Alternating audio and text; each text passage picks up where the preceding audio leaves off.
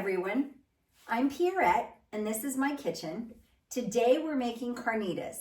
This is a simple recipe. It just takes time because it's made from a cut of meat that isn't necessarily tender. So it does take a while on a very low flame to break down the meat enough that it becomes tender and pull apart, which by then it's going to be absolutely delicious. So I've already started warming up my pan, and we're going to add a little bit of butter. You can use olive oil if you prefer, but I always like the flavor that butter gives. That's about a tablespoon, maybe a little less of butter. And you just want to be able to put it in there and swirl it around so that your meat doesn't stick. So you can see that the pan is warm, the butter's melting, but it's not so hot that we're burning the butter or turning it brown. And it's also a very thick bottom pot. This one has a copper bottom. This is a very old pan that used to belong to my mom. And normally I would use one twice this size if I were doing an entire pork shoulder or pork butt. I don't know why they call it a butt or a shoulder, but it's the exact same cut of meat.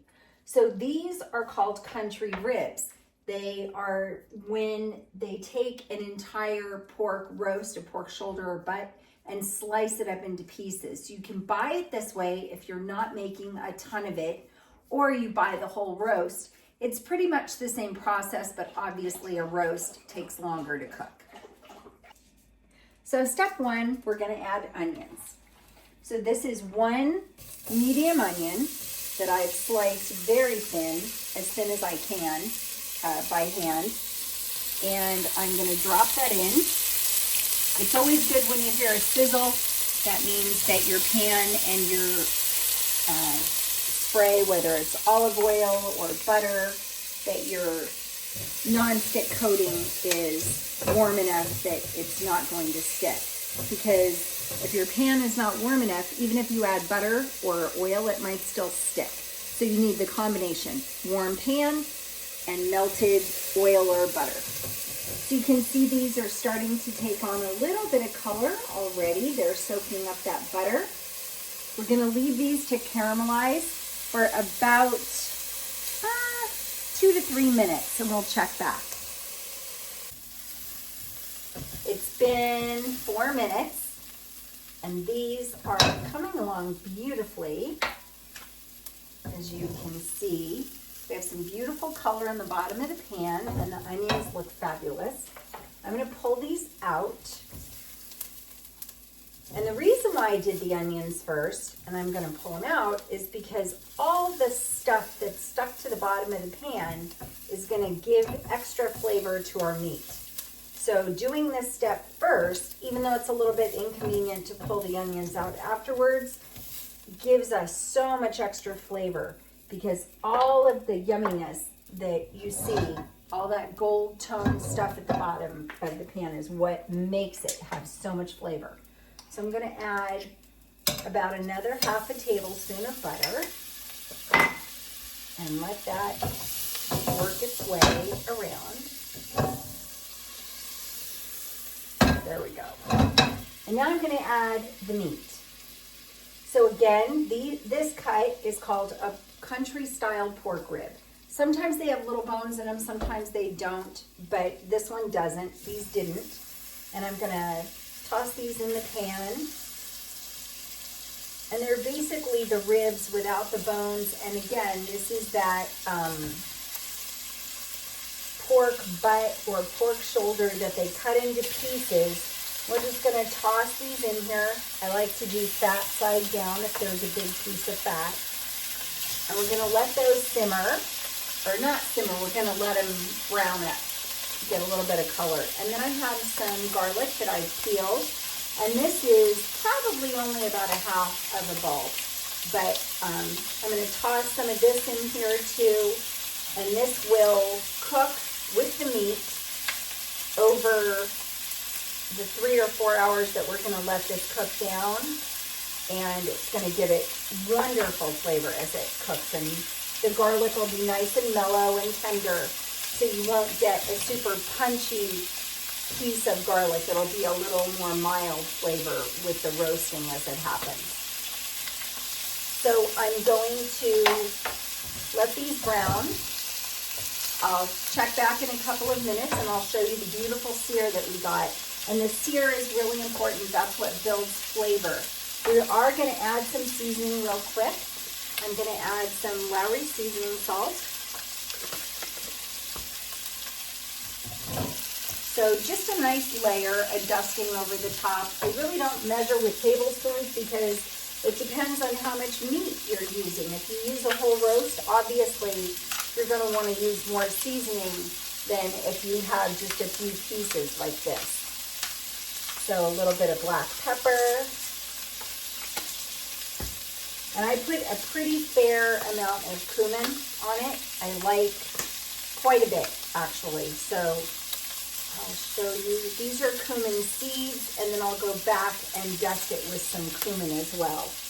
And then a little bit of cayenne pepper. And depending on how spicy you like it, you may want to eliminate the cayenne pepper entirely or add more. Depends on what your family's preferences are. So here's where we are right now. We have some Lowry seasoning salt, a little bit of cayenne pepper, some black pepper, and we added cumin seeds. So we're going to let that go for another, I don't know, minute or two till it's nice and caramelized, and I'll check back in with you then. These have been cooking on a medium heat for several minutes, and you can see they're getting a really pretty color on them. And the amount of color in the bottom of the pan is also building. All of the stuck bits and pieces, that is going to give your meat incredible flavor. See all that color in the bottom of the pan? As it cooks and that scrapes away, that flavor goes into your meat and it just makes the flavor so intense. We're going to add our onions back in, just over the top. And I'm going to turn this down to the lowest heat possible. The very lowest heat possible. And I'm going to put a lid on the top. And we're going to let that go for at least an hour, and we're going to check back. Obviously, the bigger the piece of meat that you're cooking, the longer it will take to cook through and become tender. So even if you are cooking with a roast, you may want to chop it up into smaller pieces so that you get more areas of the roast with browned edges, because that's going to contribute flavor, and it will also make your cook time less, because it'll take less time for those individual smaller pieces to become tender than a whole roast. So the one thing that I forgot to show you is that we were going to add some cumin powder, and I wanted to show you about what it looks like quantity-wise. So this is a teaspoon, and I would probably add at least one more teaspoon of cumin, but we already have the cumin seeds also, which will give it flavor.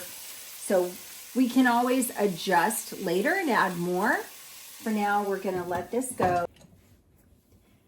We're back. It's been about an hour and a half, and our carnitas have been simmering. I don't want to say simmering, because they've been really just cooking on a very, very low temp.